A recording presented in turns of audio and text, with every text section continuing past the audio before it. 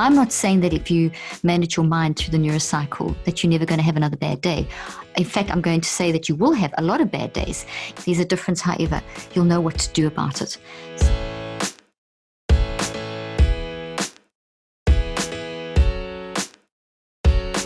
Welcome back. In the first segment, we really talked about some of the neuroscience behind why our mind is different than our brain and how it can, how we can rewire and control our actions. And this all concept of lifestyle management, lifestyle mind management. I mean, really, this is critical because currently what happens, you get a diagnosis, you get a prescription, and then you maybe get some therapy, but digging out the roots of the problem. And you really show in your book, which cleaning up your mental mess, you really show like how these thoughts can be toxic and the physiologic effect of them. And we really have to uproot them from their roots and create new patterns.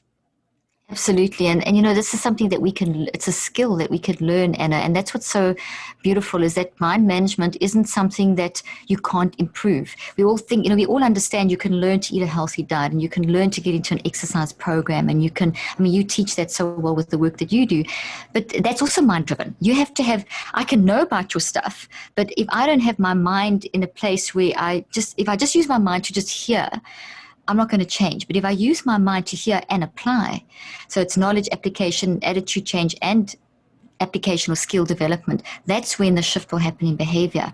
So the neurocycle is also to be able to take those lifestyle changes that we need to make to diet, exercise, etc., and actually learn that stuff. Get your book, learn that stuff, and apply that in your life. So that's the brain building aspect. But in terms of like the moment by moment stuff, people get stuck. We see like I get all the time. People say, I've got low self-esteem. My head doesn't stop. I'm exhausted. I'm burnt out. I don't know how to deal with myself. I'm sitting there. These are the kinds of things people say to me in email and DM. They're stuck in their mind. And all of us have experienced this. If we're honest, we've all had our moments and we will have them, and that's okay. That's really the very strong part of my message is it really is okay. And we can learn to, if we recognize that those are helpful messages, we can change them. So the neurocycle has grown out of trying to find a simple way that I could work with patients in severe trauma, severe traumatic brain damage, emotional trauma, severe learning disabilities, dementia. I couldn't give them a whole fancy science thing. So I initially started out clinically trying to understand what the mind was, what the brain was, all the stuff we've been talking about, and then find out, do we have autonomy? Do we have a sense of agency? Can we change this? Can we control these thought things that are growing? And if I've made a mess, can I fix it? And the answer is yes, we can. We are designed to develop our minds. We should be teaching this to our kids from very young. I did. My kids are all big now, and I've taught some of my patients were 2, 3 in schools I've worked at across the globe. From very young, at the very young age, the sooner you start this, the longer the impact and the greater the impact. I'm not saying that if you manage your mind through the neurocycle that you're never going to have another bad day. In fact, I'm going to say that you will have a lot of bad days. You will still have a lot of messes. Probably every day you'll have some. There's a difference, however, you'll know what to do about it. So like in my own life, now I developed this and I've been learning how to use it. I'm getting more and more efficient at using this. So I may get upset about something that happens in my family maybe.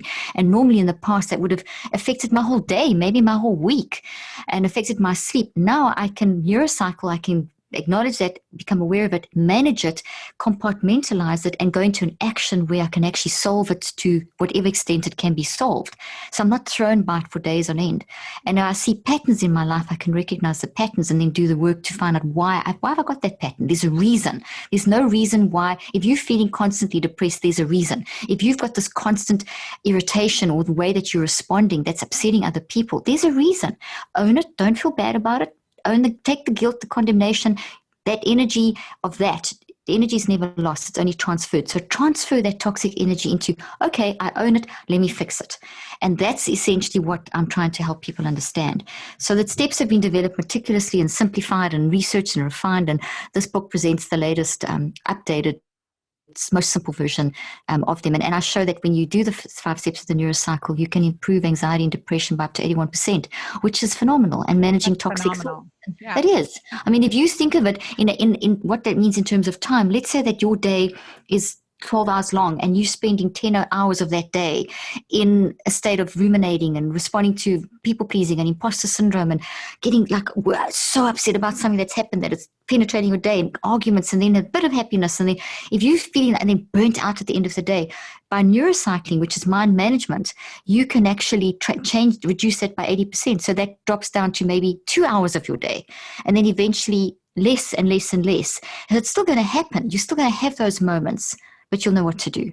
So essentially, I don't know if you want me to jump into so let's talk about what we do. Yeah, what we do when we're in that moment, and these steps, how we implement these steps in the heat of the situation.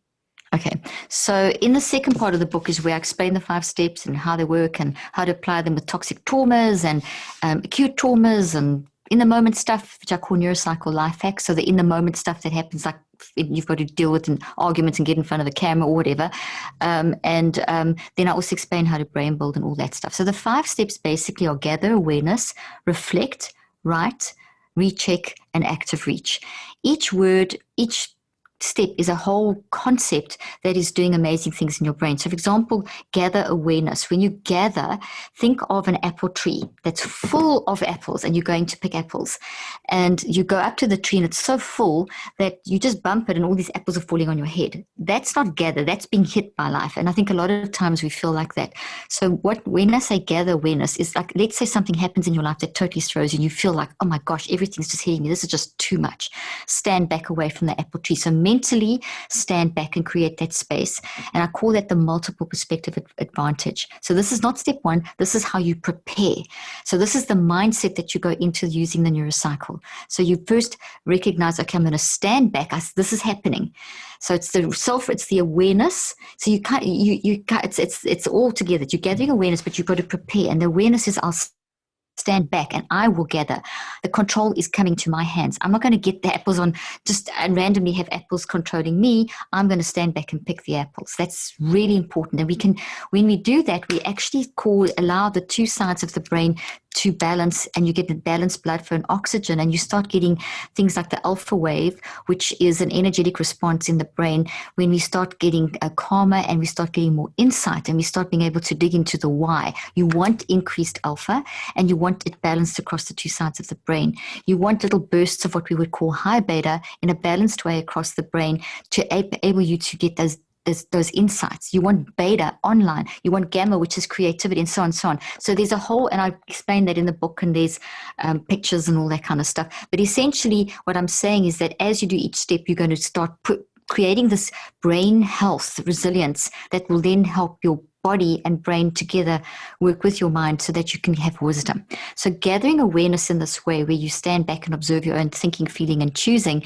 enables you to create that space that creates that kind of reaction inside of the brain. So you don't go in under the apple tree and all hit you on the head. You actually create the space, and it's called the multiple perspective advantage. So you are the messy. There's the messy Caroline, and there's the wise Caroline. You kind of split into 2, and you start talking to yourself as though you're giving yourself therapy or whatever, however you want to look at that, and use you instead of I. I can answer, but it's non-judgmental, and it's totally safe, and it's okay because everyone messes up, and someone who has been in that position where you're not the only one, because so often we feel I'm the only one experiencing this, and we know that's not logical, but we still feel it. So we've got to train ourselves to recognize, listen, there's been many other people in that space before. So that's the attitude. If you want the neurocycle to really work, you've got to go in with that kind of attitude that I've just described. And then you gather awareness, it's this control thing. Instead of the apples falling on me, I have a basket, I choose the apple. So what apples do I choose? There's 4 main apples that you gather awareness of. The first one are the emotional warning signals. The second is the physical warning signals. So the emotional would be things like depression, anxiety, and so on. The second, physical, so things like heart palpitations and adrenaline shooting through your gut. What is your physical response? The third one is your behaviors. What are you saying? What are you doing? The fourth one is your perspective. How do you see? What's your mindset? Life sucks, or I'm never going to get through this, or no self-esteem. So you gather awareness in a totally, I cannot stress enough, accepting and non-judgmental way. All those signals are not threats to you. They are helpful. By doing it in this way, you've shifted all your neurophysiology, and now you can control it. So this is the pathway to empowerment. This enables you to recognize your agency, because you can think, you can feel, and you can choose. That's agency. Agency means that I can look at this toxic thought and the toxic stress, and I can start seeing the barriers as opportunities, and I can start getting empowered. So that's the attitude coming in. So you gather awareness. Then what you've gathered in your basket, you now very objectively and clinically reflect. Reflect is a beautiful word.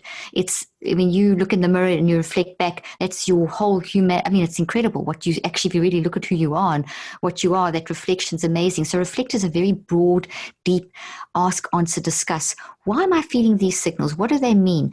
And then what that information you gather, that you get from the gather and the reflect, you write down. And in the book, I teach you a system called the metacog, which is a powerful, powerful way of writing that I use with my patients for years.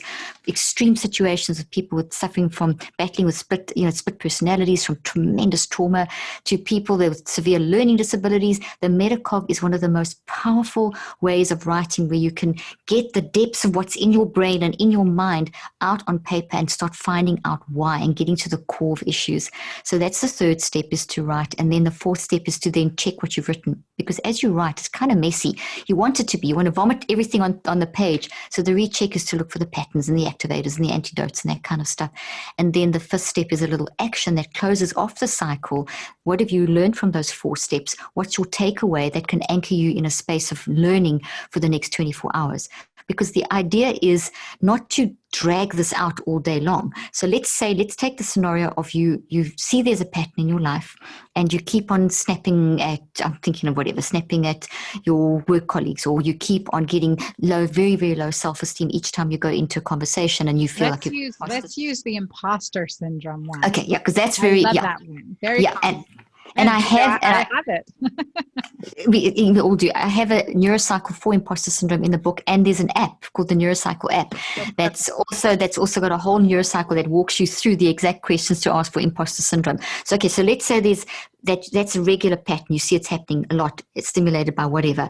So now you need to dedicate 63 days. And in the first 21, you're going to work through all 5 steps for 15 to 45 minutes. So if it's 15 minutes, it's about 3 minutes per step. If it's 45 minutes, it's obviously a little bit longer. But you don't go longer than that, because this is hard work and it gets worse before it gets better. So you limit your time that you spend on the hard stuff so that you can still run the rest of your day. So you don't try and fix this in one day, and you can't. That's not possible with the whole mind-brain integration, the way it works. It's going to take time. Mm-hmm. And by the 20, each day something more will be revealed. So each day, you start the first day and you don't really see much of the origin story, the roots. But by the 15th day, you've digging away at this and you're starting to find more and more. By the 21st day, you've deconstructed and reconstructed the toxic thought into a new reconceptualized concept that this is what happened and this is why it happened. So I would have patients, my subjects at the beginning of my study, and there's a beautiful image. We've got some brain images in the book, and this really is so cool, and I want to show you very quickly. I managed to convince my publishers to put printed. That was hard work. I know, believe me, when you get colored copies in there, I was so impressed. I know, I was so excited to get there. Like looking at all the graphs and the images, great stuff. So it makes it so much easier to see. So very quickly, this is someone, let's say that if you're battling with imposter syndrome, this particular subject was suffering with this plus extreme depression for everything. Their life story was horrific, and they were just like, they were giving up, whatever. So at day 21, looking in their brain, we saw flatline, which meant that none of the waveforms, blood energy, everything was going on. They were so inflamed. Their hormones were a mess. They were a mess from every angle and desperate. By day 21, after using the neurocycle, these 5 steps daily for 15 to 45 minutes, the brain that's gray. The gray means it's stabilized. The green means that the identity had shifted from here. It was, I am depression. I am hopeless. There's just like, I can't do this. To, I feel depressed because of. So no longer am I depression. This person by this point in the neurocycling had reached the point where they could say, I know why I feel depression. I'm not depression. There's a reason. It's a symptom. It's not a sickness. I can see why. I'm starting to see how. and excitement and sustainability and starting to sleep, 25% more sleep and that kind of stuff. By day 63, were saying, I now know why I get depressed. I've started seeing the roots. I know what to do. I know how to manage it. And it's changing in the actual behaviors were changing. They were able to get back to work, get back online with their relationships, no longer feeling suicidal, all kinds of stuff. And this we saw consistently. This is not just one. This is a pattern I've seen for years. Mm-hmm. The next page is someone who didn't manage. They were in the control group. This is someone in the experimental group. So they got the actual system. They got the neurocycle. That red brain over there by day 63 shows a person who's been made extremely aware because we did all this testing, the neuroscience testing and the blood and DNA and narrative and psychological. Biomarkers too. All the biomarkers. Yeah, we looked at a lot of biomarkers. But they had awareness but no treatment. And so they got red brain means that they completely and utterly, like they were wrecked. Their biological age had got older than their actual chronological age, et cetera, et cetera. And that, pretty serious stuff. We obviously gave them the neurocycle at the end of the 9 weeks. But just shows you that and so many people are living in that state. They're living in a red brain state or a blue brain state, and you don't have to. So instead of living in that state, you're going to have days of blue brains and red brains. Blue brain extreme, sort of the depression side of sort of flat side and then despair and whatever. And the red brain being the more anxious, on edge, panic attacks. We're going to have that, but instead of it being a lifestyle, it'll be momentary, it'll be less, and it's manageable. So I'm not saying it's going to go away, but it's going to get less and less as you manage it more and more. And you stop seeing yourself as depression or as anxiety and that you're ill, and you start seeing yourself as having a response to life and that here's a way of managing it. It's a massive shift. So that's kind of what it does. Oh, it's incredibly empowering. I could talk with you all day about all of this stuff. I'm telling you, I love this. From early on, I think I remember being in school in college, and I was a biology and psychology major, and the psychology professor's like, you're burning yourself out, because I was working in the clinical lab. I was working to put myself through college. And he said, choose one. I said, how can you separate the two? What you're teaching here is the power, really to be empowered. In the Bible, we always talk about renewal of the mind. Of the mind, not of the brain, not of the body. All of that's important. Restoring the temple of our spirit, the cathedral of our spirit, but renewal of the mind. And so you talked about the Neurocycle app, and I want you to let people know where to get that app, and we'll put links. And plus, I want to just a shout out for everyone, this book, Cleaning Up Your Mental Mess, it's groundbreaking. And again, giving you practical steps that empower you to improve your health. And while you're adding this to your cart, Dr. Caroline Leaf has one of my favorite devotionals, 365 Days to Switch on Your Brain. Add that into your shopping cart because you will love it. I have gifted it to over a dozen people, and it is my favorite. Yeah, for sure. Thank you. That's so sweet of you. Thank you. Well, they can pick up the book wherever books are sold, and my Instagram handle is Dr. Caroline Leaf. So from there, as you know, you can pick up everything, and drleaf.com is my website, and my podcast, which you've been on, we did a fantastic interview last year, and that's called Cleaning Up Your Mental Mess. So people can find out more there as well.